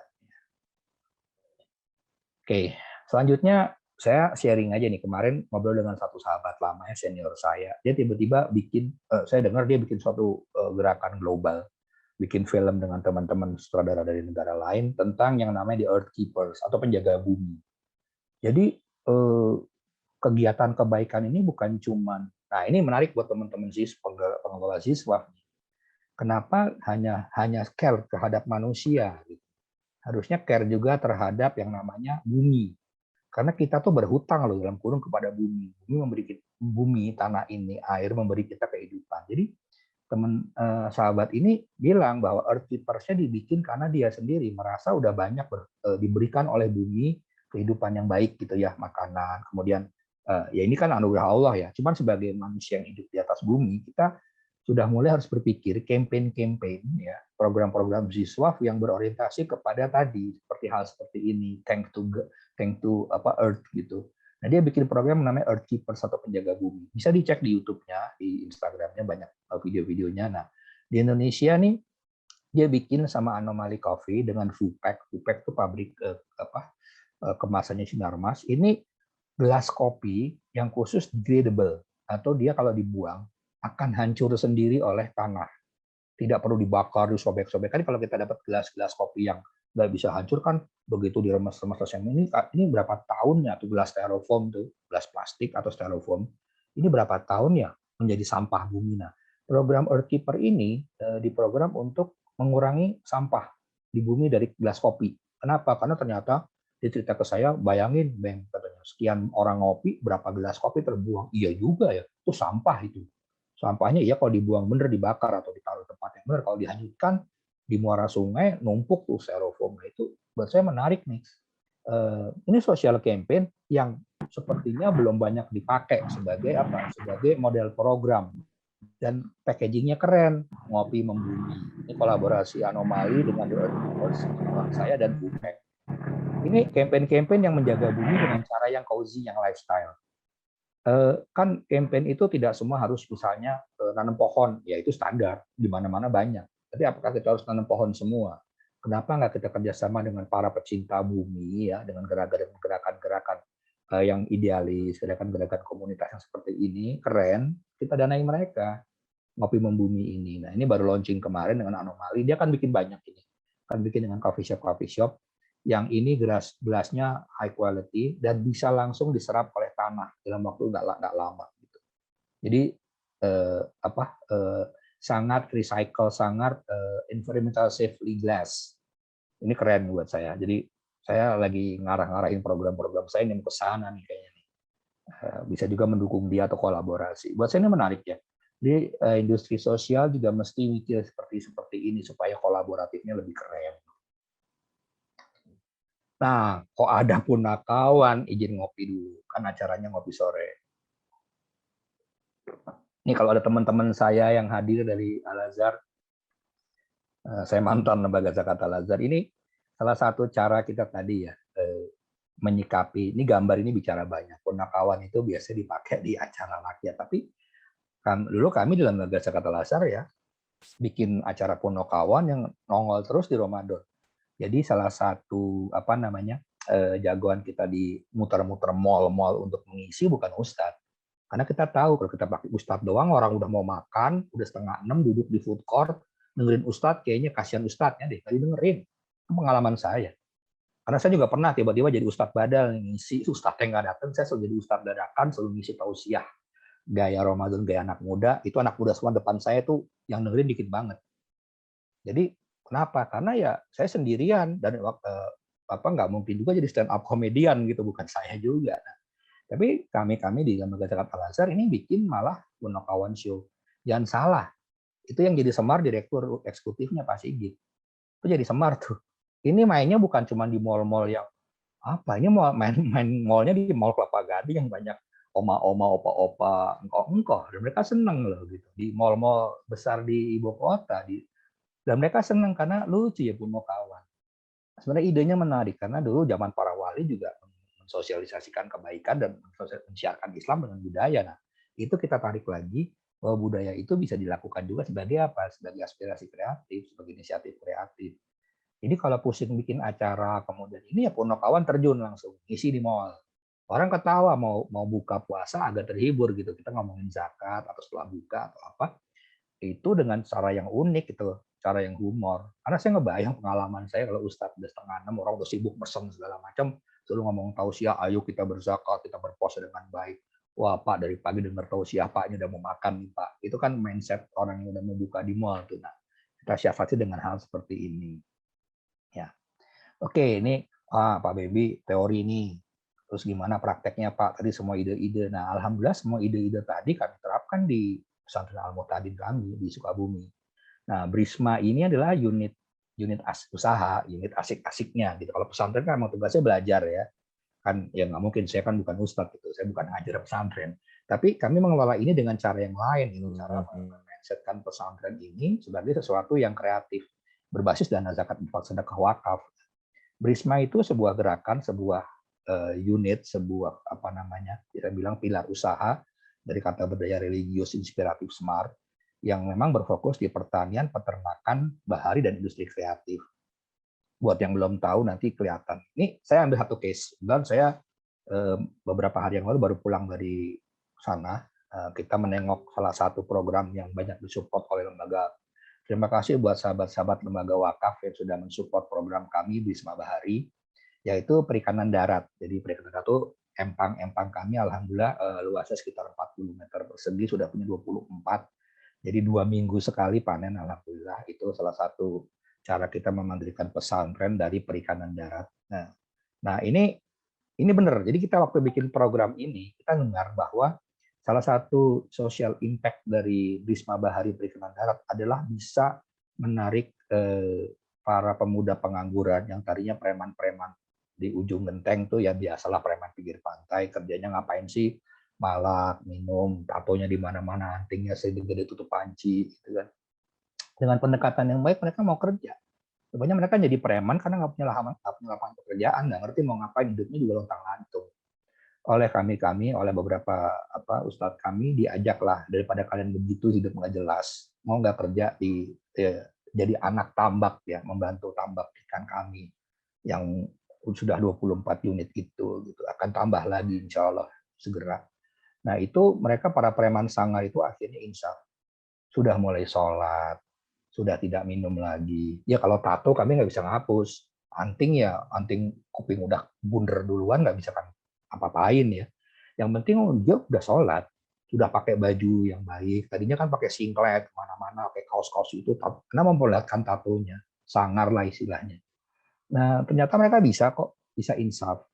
Nah, kita bilang headline kita nih program wakaf kita nih sebenarnya apa program sedekah kita juga. Preman sangar dan tukang judi. Karena kalau lihat beberapa dari mereka sangar-sangar gitu. Ada yang gondrong, ada yang apa. Nah, itu insaf gitu, insaf karena ya ketemu ikan mas, bukan ketemu sama ikan mas, tapi emang kerjaannya ya sekarang meningkat tambak, bantuin panen di tambak ikan mas kita. Jadi ini salah satu berkah program infak sedekah wakaf kita adalah tadi dengan cara berkomunikasi seperti ini. Alhamdulillah banyak yang telepon. Itu bener ya Pak? Begitu bener ya Mas? Iya bener. Kalau cuman santri biasa ngaji di di empang-empang kita, kami lakukan itu setiap beberapa hari sekali, seminggu sekali pengajian rutin di situ. Tapi kalau ada preman yang kerja nambak ikan dengan tato kemudian jadi insaf, itu buat kami sesuatu. Nah itu kita angkat. Ini bagian dari siar tadi ya, komunikasi yang bahwa target market Brisma kita pelajari, orangnya tuh pengen banget ada sesuatu yang impactful. Nah ini bagian daripada tadi saya ceritakan, bahwa setelah banyak diskusi dengan teman-teman, para follower, ceritanya follower nih, Instagram brisma.id maupun Facebook Al-Muhtadin, itu senang tuh kalau dikasih yang unik-unik, dikasih yang kreatif, karena memang buat kami ya, kami mengelola Brisma, mengelola Al-Muhtadin harus kreatif. Saya nggak bohong, ini orangnya, tuh saya tuh. Ini kaosnya sama lagi biru, kaos kawan baik itu gerakan kebaikan. Ini kita waktu itu yang lain ngumpet nggak mau difoto karena malu lah, ada yang lagi nggak di situ juga. Naik ini satu orang saya incer didapat, ada sini kamu ya Pak, dia nggak mau difoto tadinya. Lihat tatonya, ini tadi anak nih nggak pakai baju, nggak pernah benar, pakai singlet, pakai apa, kupingnya segede gitu antingnya, kan nggak mungkin. Odot, kamu kalau anting kamu nggak boleh sholat, kan nggak mungkin orang antingnya udah nyatu di kuping. Tato kamu gimana? Ya enggak, kita nggak begitu. Sholat, mulai sholat udah bagus, udah mulai ngaji, udah mulai nggak minum, udah hidup dengan lebih benar, kita udah alhamdulillah. Nah, impact daripada perikanan darat program Brisma Al-Muhtadin ya salah satunya si Odot ini penerima manfaatnya. Ya ini bener, saya ketemu, saya ngobrol banyak sama dia bersyukur hidupnya sudah lebih baik lah gitu. Ya dengan kerja di tambak udah jelas, makan pasti jelas ya kan. Kemarin kan dia makan nggak jelas kan, udah nggak malak-malak, udah sekarang jadi pekerja, orang tua keluarganya seneng gitu, dia udah berubah. Perkara anting, kalung sama tato saya nggak komen, itu nanti aja lah, yang penting orang ini sudah berubah lah ya. Nih contoh-contoh kita nih, ini Ustadz Rian sebelah kanan tuh, beliau ajengan kita yang luar biasa. Untuk informasi, Al-Muhtadin sudah mulai dari 2010 pesantrennya, tapi secara kreatif, secara organisatoris, secara kegiatan yang seperti ini dan Brisma itu baru 1 tahun. Itu empang-empang kita di foto nggak bisa karena lebar sekali, satu lahannya gede sekali, dan ini anak-anak muda, dan alhamdulillah kita sudah bisa mencetak. Nah ini menarik nih, adalah tim canvassing. Jadi kita siapin motor milik mereka, kita bensinin, mereka kita siapin cool box dan rangkanya. Jadi para nelayan-nelayan ini yang muda-muda ini pada jualan keliling kampung, canvassing ikan kita. Nah, ada yang dari laut, ada yang dari empang kita, dan mereka pendapatnya naik 100%. Tadinya mereka nggak pakai cool box, pakai ya macam-macam, ada yang styrofoam, ada apa yang ternyata nggak dingin menyimpan ikan. Sehingga akhirnya mereka ya sampai siang nggak punya tempat menyimpan. Dengan cool box mereka 2 rit pagi masukin ikan dalam 22 cool box kiri kanan, jualan keliling kampung. Setelah zuhur ngambil lagi masih segar. 2 rit, pendapatan dia naik 100%. Rata-rata sudah nabung haji itu. Luar biasa mereka. Nah, inilah social impact pesantren, dalam arti kata yang namanya pesantren itu kebetulan ini beda ya. Beda sekali cara kita mencoba mengolah urusan Al-Muhtadin pesantren, urusan sekolah, belajar itu pada ahlinya ada. Nah, kami lebih kepada tadi mengoptimalkan potensi-potensi alam, wisata, pertanian, perikanan, peternakan supaya menjadi potensi yang luar biasa untuk usaha kemandirian pesantren. Ya. Nah, ini juga yang belum pernah lihat, saya kasih lihatnya ekowisata kita. Kita menyulap peradaban lah. Itu Ustadz Rian tuh ajengan inilah lokomotif lah, progresif, dia sulap tuh dalam waktu setahun. Itu modal mandiri beberapa donatur, ada juga donasi sumbangan CSR macam-macam lah. Jadi bisa dibilang kita mandiri. Kita belum terlalu banyak ke donasi publik karena kita sedang menata ini, sudah punya saung, glamping, cafe, villa, ya, resto, sudah punya resto yang di depannya padi yang menghijau kalau lagi musim padi. Kalau sekarang mungkin lagi kemarau, coklat. Sudah punya barista, chef yang dari anak-anak dengan dana sedekah infak wakaf bisa jadi chef dan barista. Ya, itu kafe kita di waktu malam. Itu jadi spot buat para YouTuber lokal, para anak. Jadi udah pada kerjanya di pinggir kafe, kerja di pinggir sawah dengan internet ya sudah terjadi di sana. Tadinya belum ada, jujur. Setahun lalu belum ada seperti ini. Ya nggak ada yang mikirin kerja di balik kafe pinggir sawah karena internet nggak ada. Nah kita bikin tower sendiri dengan jaringan sendiri karena fiber optik belum masuk ya kami bikin tower sendiri. Itu bagian dari perjuangan ya. Jadi tidak mudah tapi banyak sahabat-sahabat yang membantu. Nah ini Camp Pintar kita yang kita jadikan sentra edukasi. Itu untuk Camp Pintar baru jadi. Insya Allah 2 minggu lagi sudah mulai programnya, program-program untuk menjadikan pemuda desa yang ya pendidikan tidak tinggi ya, SMP, SMA punya unit usaha atau punya usaha-usaha yang produktif ya. Ya usahanya kan di sana jelas ya.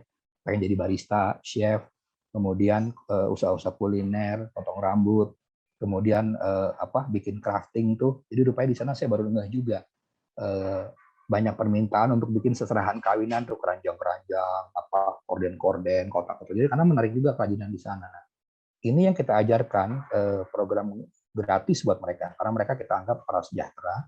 Gak usah lama-lama lah, 2 minggu aja, seminggu sampai 2 minggu. Nah, kalau teman-teman atau Bapak Ibu sekalian punya niatan membantu, hubungi kami karena mereka banyak banget yang kepengen punya ilmu untuk bisa mandiri. Kan mereka bisa nulisin sekolah, paling tinggi SMA lah. Kalau kuliah berat lah buat mereka.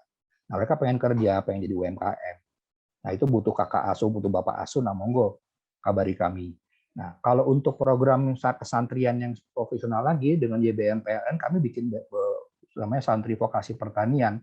Sudah selesai batch 1, ini akan mulai lagi batch 2 untuk Santri Vokasi Pertanian batch 2 dan Santri Vokasi Perikanan. dan nanti akan ada kelistrikan dan yang lainnya. Jadi ini tempat ini ada asrama kami juga, ada tempat ini adalah lahan belajar yang sangat kreatif. Belajarnya juga jangan lihat tembok, lihat sawah ya kan, lihat yang hijau-hijau. Itu kebun di bawah tuh kebun kangkung tuh yang dipanen secara periodik oleh para santri. Nah, ini adalah bagaimana kita isi pesan kita, message kita bisa menjadi breakthrough, menjadi solusi dari kepusingan-kepusingan tadi. Nah, kita bikin begini, ya, bikin sesuatu yang monumental yang nggak ada di sana. Dan orang Jakarta juga pada nelpon saya, teman-teman saya nanya gitu, kita bisa apa nih, kita bisa kolaborasi apa. Nah, bikinlah seperti itu gitu. Ini belum lama, baru setahun. Coworking Brisma baru setahun, setahun lebih, belum nyampe 2 tahun malah. Camp Pintar juga baru selesai, belum nyampe sebulan yang lalu. Ini monumental yang kita bangun supaya semua teman, lembaga apapun, organisasi apapun, kantor apapun bisa berkolaborasi. Ya, nah itu ada kolam renangnya. Kolam renangnya nggak gede, cuman monumental. Udah kita pagerin karena bocah-bocah tuh bisa main di kali nyemplung ke situ, jadi kita pagerin lah. Teman-teman YouTuber, teman-teman penggiat media sosial lokal juga udah pada sering di situ ya, pada bikin konten. Kan sudah buka lagi setelah PPKM libur di sebulan lebih. Tadi dalamnya tuh kita bikin yang cozy seperti itu supaya jadi tempat anak-anak muda itu untuk mendapatkan ilmu yang namanya Camp Pintar. Camp untuk menjadikan orang pintar. Nah, kedepannya sih nanti Brisma akan pertanyaan kita dari support dana infak sedekah dan wakaf itu akan masuk ke 502, pertanyaan 502 dengan berbasis teknologi. Kami akan mulai masuk nanti ke virtual tour, virtual ekowisata, virtual farming, menggunakan drone untuk menyiram. Kami udah ke sana, setting-settingnya udah disiapkan. Ya mudah-mudahan sesuai rencana semua. Sudah akan bikin yang namanya greenhouse yang terkait dengan teknologi. Karena buat kami nggak usah besar-besar, kami juga nggak pengen bikin pesantren 7 lantai lapas nanti, enggak lah. Kami lebih baik menggunakan apa yang ada sebagai aset pertanian, perikanan, dan peternakan itu, dan industri kreatif sebagai bagian dari kreativitas dengan bantuan teknologi. Jadi kalau nyiram yang nggak usah si mang-mang akang nyiram mah kontrol dari gedung aja, nanti biar alatnya nyiram sendiri, atau drone naik sendiri untuk nyiram, untuk membar pupuk dan segala macam. Nah itu kami akan lakukan itu, dan ini bagian dari semangat kemajuan. Karena kenapa? Karena kalau nggak punya dream seperti ini, ya itu tadi, pusing terus, nggak punya program. Kalau nggak mau berpikir tentang program yang kreatif, ya tentu akan pusing terus. Kalau pusing terus, ya nggak kelar-kelar masalahnya nih. Akhirnya fundraising-nya nggak terjadi, dana penghimpunannya nggak terjadi. Karena kita nggak bikin program yang orang tuh langsung wow gitu. Jadi kalau membuat materi komunikasi, usahakan itu wow. Orang begitu lihat langsung, ini dia nih, keren, saya mesti bantu. Nggak gampang, tapi harus dicoba dan harus dipelajari. Ya, jadi sebagai syarat penutup, ya, jangan senang jadi follower, jangan senang orang ngomongin ini ngikut aja. Ya, berkreasi aja, ciptakan dunia yang asik. Kenapa Brisma ada tuh lahan wisata kreatif diri kami sendiri di para pengurus ini. Al-Muhtadin itu dibikin sebagai pesantren yang kreatif, menelurkan ustadz, tapi juga petani profesional, peternak profesional, santri barista, santri chef, gitu. Yang asik dengan dunia kita, yang menghasilkan kebaikan sendiri, gitu. Berkreasi saja. Kalau ditanya referensi dari mana Pak? Referensinya ya alam sekitar membisikkan referensi lah buat kita. Insya Allah ada jalannya. Kemudian, nah itu, kenapa kami begitu? Karena target kita semakin kritis, semakin pemilih. Jangan mengguruin terus gitu, diedukasi tapi nggak dikasih impact-nya. Nah ini kejadian nih, ada beberapa donatur yang cerita ke saya bahwa mereka ke kami karena di lembaga yang sebelumnya itu mereka cuma diajak-ajak ayo, nah tapi nggak lihat bentuknya seperti apa. Ini real nih, saya ngomong apa adanya. Nah ke kami ajak ke sana, lihat dia langsung wow, ini dia nih, kita akan begini. Nah itu jadi bikin sesuatu yang menggebrak. Kemudian ya ceritainlah hasil program yang berorientasi kewajiban. Ya kami sudah cerita tadi di forum ini, tadi saya ceritakan apa yang kami lakukan dalam waktu 1 tahun. Kami bukan apa-apa, kami bukan apalah expert apa, kami cuma sekelompok orang kreatif yang punya sedikit pengalaman di lembaga siswa yang kepengen berkreasi membuat sesuatu yang baru supaya industri siswa juga keren gitu kan. Ya kalau kami mau diajak kolaborasi monggo, kami sangat terbuka. Kami tidak pernah memilih mitra. Selama satu sama-sama asik, sama-sama doyan ngopi, mah ayolah. Kemudian tadi kami mencoba untuk membuat strategi komunikasi yang ya simpel, tepat sasaran. Kami mencoba belajar siapa target market kita. Kebanyakan memang kami sekarang masih korporasi dan komunitas. Kami belum masuk ke publik. Soal waktu saja sih, karena kami sudah tahu kanalnya. Tinggal soal waktu. Nah, nanti kita akan sampaikan di situ, akan bikin di situ. Dan please, komunikasi itu bukan katanya harus begini, asumsi harus begini. Jangan seadanya. Dipikirkan yang benar, di-create yang bagus, konsisten, strateginya benar, key message-nya tepat, target market-nya tepat, medianya tepat, dan isi pesannya itu membuat sesuatu yang wow tadi. Jadi mudah-mudahan itu bisa menjadi attraction buat yang melihat. Ya, kalau dimungkinkan dan kiranya pusing nggak ngerti caranya, ya kan saya rasa banyaklah teman-teman yang ahli ya. Gunakan konsultan markom, konsultan digital media yang bisa memberikan saran, memberikan tujuan. Memang harus bayar, tapi clear kan ada yang bantu daripada pusing sendirilah gitu kurang lebih. Ya. Jadi semangat terus, situasi mudah-mudahan semakin membaik ya. Sudah semakin kelihatan, kita semakin semangat, tetap semangat. Besok Senin pagi, the first week in September, jadikan September ceria, ya nggak? Kita sama-sama kolaborasi. Mari kita jadikan industri Siswak ini industri yang keren lah, gitu, yang jadi rujukan lah, gitu, yang bisa jadi inspirasi buat yang lain. Jadikan program Anda tuh bintang ya. Jadikan program Anda itu sebuah monumental karya yang keren sehingga orang pengen kesana, pengen lihat gitu. Ya kalau masih pusing nggak punya ide, hubungin Risma aja, nanti kita fasilitasin. Ya. Jadi ini saya baru balik kemarin, alhamdulillah sudah tadi yang saya ceritakan kangkung yang masih kecil sekarang udah kita panen. Dalam 3 minggu ntar panen lagi.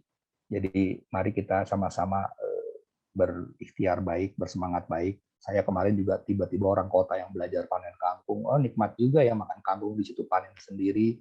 Yang nanam santri banyak berkahnya, banyak doanya, nikmat banget tuh kangkung rebus sama sambal, nikmat banget. Dan saya merasakan ya ini sesuatu yang menarik bahwa program-program sederhana, program kangkungisasi aja bisa kok. Kangkung bisa jadi program, why not gitu. Dengan polesan yang benar, polesan yang baik ya.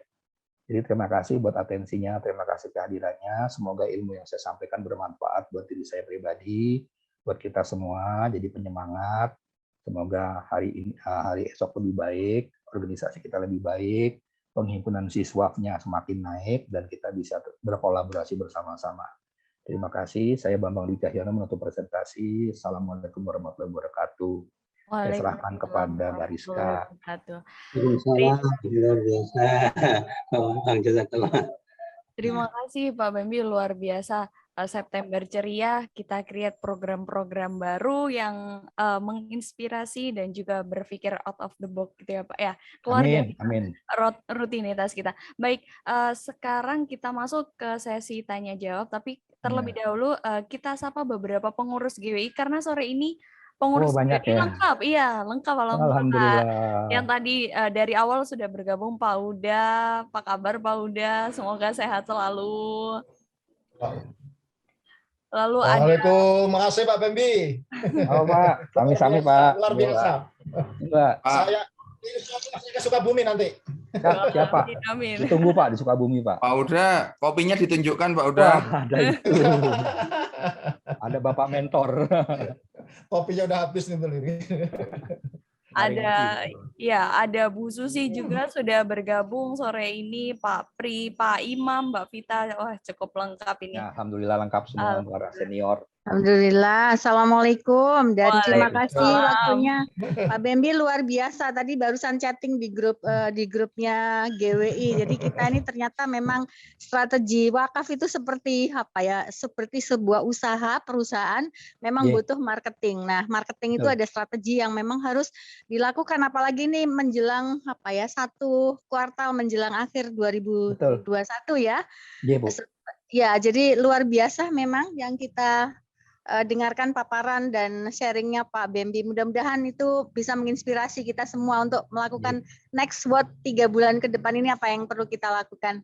Itu mungkin. Assalamualaikum. Waalaikumsalam. Baik, untuk tolong bukakan pintu.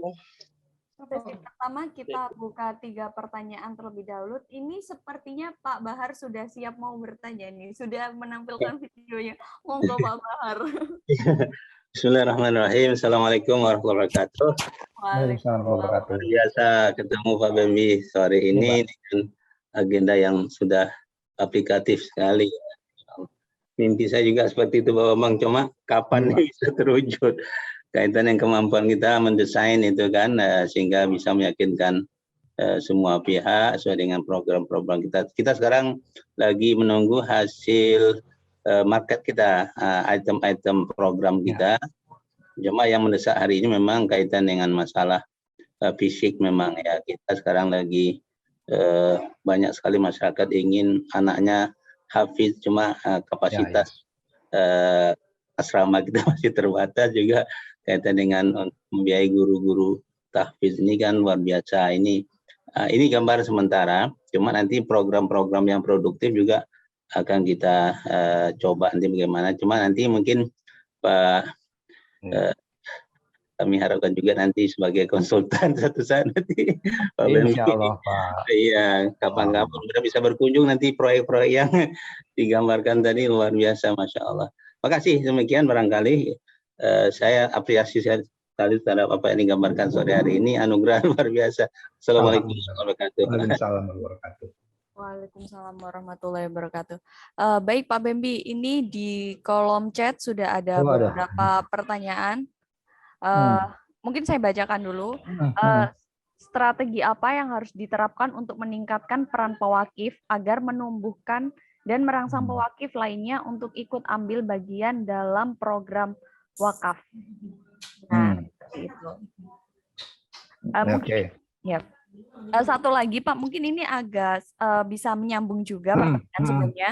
Bagaimana caranya kita bisa tahu konten atau pesan yang kita buat tepat pada target pasar kita pada saat promosi? Apa kriterianya Pak? Nah itu mungkin bisa langsung dijawab Pak Bembi. Oke, ini ada beberapa cara sebenarnya.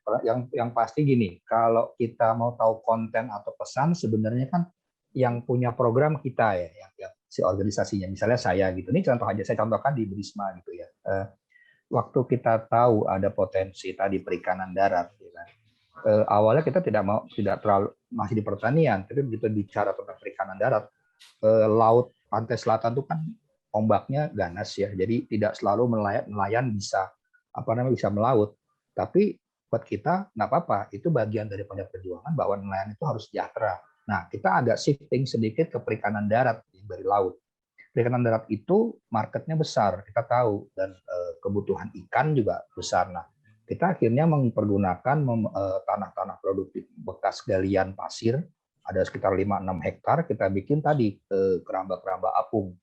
Dan itu dalam waktu cepat 6 bulan ini sudah di atas 20 kolam, kita 24 kolam, dan akan masuk lagi sekian belas kolam lagi bulan-bulan berikutnya. Itu bagian daripada kita melihat konten program ya yang kita jadikan isi pesan sebagai tujuan kita menarik minat para pewakif atau donatur yang gampangnya. Jadi kebutuhan program yang kita setting menjadi lahan produktif yang kita setting menjadi program, yang mana program itu kita jadikan isi pesan komunikasi. Ya, itu menjadi tadi kontennya seperti apa dari hasil survei, dari hasil pengamatan terhadap potensi wilayah. Nah, salah satu rencana kita adalah tadi di pertanyaan kedua, bagaimana cara kita melibatkan para donatur gitu ya, sebagai mereka punya peran lebih baik. Kami udah ngajak beberapa organisasi sosial, yayasan sosial, kita ajak sosial tour ke sana. Kementerian juga sudah gitu ya, Kementerian Agama, Kementerian sudah datang sosial tour ke sana. Jadi kalau kita punya lahan, kita punya program yang sudah bisa ditayangkan, ajak itu para potensi pewakif untuk datang melihat sendiri sehingga mereka punya peran, punya belief. Kalau lahannya belum siap atau belum bisa diajak orang sosial tour ke sana, ya berarti ajak mereka sebagai narasumber program, misalnya bikin webinar gitu ya. Kalau punya narasumber yang keren-keren, ada donatur yang keren, ajak aja bikin webinar supaya mereka bisa jadi spokesperson kita. Itu cara yang kayaknya sekarang paling umum gitu ya, bisa dipakai untuk endorsement kita. Jadi tadi social tour dan webinar coba mungkin bisa dipakai itu. nggak cuman bikin foto doang gitu di Instagram, tapi ajak mereka jadi menarik minat bahwa pembuktian program kita sedang berjalan. Mungkin itu ya yang paling singkat saya bisa ceritakan. Baik, Pak Bembi. Mungkin ini Pak Safrol, apakah ada pertanyaan atau tanggapan? Karena raise hand, monggo Pak Safrol bisa di-on-kan kameranya. Monggo Pak Safrol. Ya, terima kasih Mbak Rizka ya. Iya, Pak. Bembi. Ini Mas Bembi ini saya udah 2 kali mendengarkan paparan beliau, ini sungguh sangat luar biasa ini ya.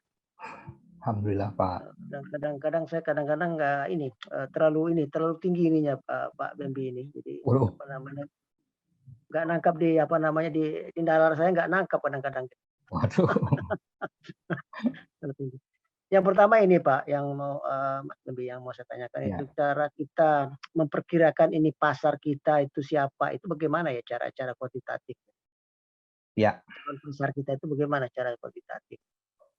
Itu yang pertama ya. Yang kedua, ini saran saja kepada GWI nih, Pak Nurul Huda ada di sini, Bu Susi juga ada di sini. Saya berharap ini Pak Bembi ini bisa fokus ke wakaf yang wujudnya seperti apa. Kalau ini kan kita belajar kan secara umum kan gitu kan. Memang maksud saya itu supaya menusuk atau memfokuskan ke bidang wakaf yang sekarang kita gelutin ini begitu Pak Nurul Huda ya, Bu Susi ya. Jadi Pak Bembi ini dimasukkan ke dalam komunitas strukturnya GWI ya.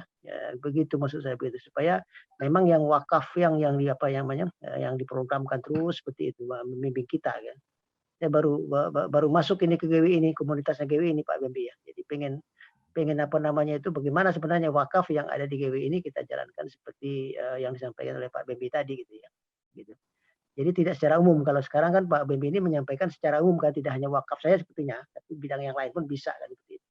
Nah sekarang untuk menukik kepada wakaf itu sendiri seperti apa gitu programnya Pak. Begitu Pak. Ini saran yang kedua. Yang pertama tadi untuk Pak Bembi, yang kedua untuk GWI. Terima kasih. Assalamualaikum warahmatullahi wabarakatuh. Waalaikumsalam warahmatullahi wabarakatuh. Oke, database ataupun target market Pak. Saya menyambung beberapa diskusi saya dengan beberapa kawan belum lama ini tentang target market. Jadi gini Pak, ada memang sebuah organisasi wakaf yang sudah berjalan sudah punya program-program yang seperti bedah fasilitas fisik, bedah musola dan pendidikan, tapi mereka juga ternyata belum sempat atau saya nggak tahu ya kenapa ya, tapi database-nya donatur itu belum diolah atau belum dicatat dengan baik ya. Nah, sebenarnya kalau mau mencari data siapa target market, sebenarnya yang paling benar ya Pak, sebelum masuk ke yang mencarinya adalah kita sendiri sebagai empunya program, empunya organisasi itu punya objektif apa sih? Contoh waktu kami saya dan kawan-kawan itu kita sama-sama membuat Brisma, kami itu melihat bahwa Brisma itu mau dikemanain nih. Apakah target marketnya publik, apakah target marketnya korporasi pemegang dana CSR, lembaga sosial, NGO asing, atau yang mana gitu. Kan nggak bisa semuanya mau semuanya gitu. Pasti kita harus bikin prioritas. Nah, prioritas pertama kita sebenarnya waktu itu bukan publik, tapi adalah teman-teman lembaga-lembaga sosial atau NGO yang sudah memahami bahwa industri pertanian itu penting buat kita jadikan sebagai core program. Jadi kami masuk di mereka-mereka yang punya concern di industri pertanian. Dari situ kita berjalan seiring dengan industri peternakan, perikanan, dan kreatif. Nah, di masing-masing subsegmen tadi, peternakan kemana, ke arah lembaga-lembaga yang akika, lembaga kurban, atau lembaga lain. Kemudian perikanan kepada orang-orang yang terkait dengan industri fish, pasca produksi, industri kreatif, kepada coffee shop, kepada mana. Kita petakan setelah kita memahami bahwa ternyata ujungnya end-to-end-nya adalah pertanian, Pak. Fokusnya itu. Jadi kami masuk fokus pertama itu di pertanian komprehensif, hulu ke hilir. Makanya kami punya lahan sawah, punya pabrik pengolahan beras RNU sampai ke distribusinya. Nah, fokus dulu Pak Bahar, Pak Syafrol fokus ke ini lembaga wakaf mau dikemanain, mau menghandle apa, pendidikan kah, pertanian kah, atau apa. Nah dari situ kemudian dibikin siapa orang-orang yang kira-kira tertarik, ada di mana mereka, ada di mana tuh di wilayah masing-masing bisa dipetakan. Kalau orang yang terkait sama pertanian misalnya di tahap awal adalah mereka-mereka yang kepengen punya kebaikan di industri beras misalnya seperti itu, atau orang-orang yang tertarik dengan bagaimana sih mensejahterakan para petani. Nah, di situ aja dulu mainnya Pak, fokus dulu. Jangan semua dulu. Kalau donatur umum sih siapa aja boleh, kita senang aja. Cuman fokus kami memang di situ menjadi lab sosial dan pertanian Pak. Itu yang paling clear, yang kita anggap bahasa kita nggak ada matinya lah, selalu ada. Karena kan urusan beras tiap hari Pak. Jadi kami fokus ke lembaga lab sosial dan pertanian. Soal ke GWI, ya ini GWI ini senior saya Pak, nanti tinggal saya dicolek lah kapan dibutuhin untuk sharing sesuatu atau bikin kelas, saya terbuka aja. Ini saya senang kok kalau bisa berbagi yang lebih spesifik juga. Monggo saja. Mungkin demikian Pak, jawaban saya. Terima kasih Pak Bembi. Yap. Baik, Pak Bembi, ini mungkin satu pertanyaan lagi, mungkin dari rekan-rekan Bapak Ibu ada pertanyaan lainnya? Ini saya mau jawab nih, salam nih kepada sahabat lama nih Mas Imam Nur Aziz. Imam, ya. Nah, ini bolehkah dicoba dengan mural? Mural yang seperti apa nih Pak? Kalau mural di kafe-kafe boleh, kalau mural di jalanan, kalau Satpol PP stok chatnya lagi banyak, ntar dibersihin tuh. Boleh aja, saya lagi kepikir, jujur saya kok bisa sama gitu ya. Moral itu kan harusnya positif ya. Buat saya sih itu ekspresi seni ya. Kan bisa aja dibikin yang keren, yang positif tanpa harus terkait dengan politik atau sara. Di situasi tertentu, samalah kalau kita masang spanduk kan. Kadang-kadang ya ada yang 3 hari, ada yang seminggu, ada yang besoknya dicopot sama Satpol kan gitu. Nah jadi ini aja, bisa aja moral. Bahkan buat saya moral itu kalau menarik bisa disayembarakan, misalnya di foto jadi Instagram objeknya. Yuk foto di sana nanti berhadiah apa, itu bisa-bisa saja. Karena ekspresi seni ya. Seni itu kalau dibatasin orang frustasi itu. Makanya buat saya mural selama bisa jadi key message yang bagus, dibikin yang bagus, menjadi lomba tempat-tempat selfie yang keren gitu, why not sih gitu. Karena kalau punakawan itu punakawannya lagi absen, nggak boleh main di mall, mallnya lagi banyak ditutup, jadi mural itu saya rasa menarik gitu ya, silahkan dipergunakan idenya. Baik, luar biasa Pak Bembi. Mungkin kalau ada pertanyaan, tapi sebenarnya ini waktunya sudah mau masuk maghrib nih Pak. Jadi pertanyaan lainnya mungkin bisa kita keep dulu, kita sambung di pertemuan selanjutnya begitu ya Pak ya. Atau mungkin kita bisa buka diskusi di grup gitu ya Bapak Ibu. Baik, mungkin ada kalimat penutup, kalimat terakhir gitu Pak Bembi untuk pertemuan. Sebelum barangkali materi ini bisa dikirim ke kami Pak. Oh ya, nanti saya share di grup. Alhamdulillah. Nanti akan di-share di grup Pak Bahar. Baik. Siap. Saya share di grup. Monggo Pak Bembi, mungkin ada saran terakhir atau kalimat penutup untuk pertemuan kali ini sebelum kita akhiri, karena ini waktunya sudah cukup mepet nih Pak, karena udah masuk waktu maghrib. Memang nggak kerasa kok udah ngobrol sama teman-teman ini 2 jam kayak baru setengah jam. Ini aja, saya menyemangati diri sendiri, menyemangati teman-teman semua, menyemangati semua sahabat saya di Al-Mutalib Bisma dan yang di tempat lain. Mungkin keyword saya adalah kolaborasi. Kolaborasi aja kita sama-sama. Nggak adalah jagoan sekarang gitu. Superman aja bergabung dalam Justice League gitu kan. Jadi nggak ada jagoan, yang ada adalah kolaborasi, karena semua yang ada adalah super team. Superman udah hampir nggak ada, karena ternyata kita keahlian kita masih kurang apabila dilakukan sendiri. Nah kami di Brisma juga semua kolaborasi, semua kami bisa begini karena teman-teman kami, karena network kami, karena ya usaha kami. Yang pertama kolaborasi dan semangat. Yang kedua, saya selalu mengagam satu ilmu dari begawan, yaitu ilmu kudu. Kalau orang Jawa ngerti. Ilmu kudu tuh, atau orang Betawi, kudu jadi, kudu cepat, ya, kudu sukses, ya, kudu rapih. Ya pokoknya semua kudu lah, harus maksudnya. Jadi ya dicoba ya, selalu semangat, selalu kolaborasi, dan harus jadi. Jangan mikir yang terlalu, wah program saya apa, ya dibikin aja dulu standar yang baik. Besok meeting Senin dirapihkan itu database, dirapihkan rencana kerja marketing, dirapihkan itu iklan-iklan mau bicara apa, program-program, impact-nya dirapihkan. Semoga nanti dari situ kelihatan potensinya, kelihatan kita mau ngapainnya. Dan jangan pernah bosan untuk mencoba. Mungkin itu semoga bisa berguna buat diri saya sendiri dan buat kita semua. Demikian Mbak Rizka.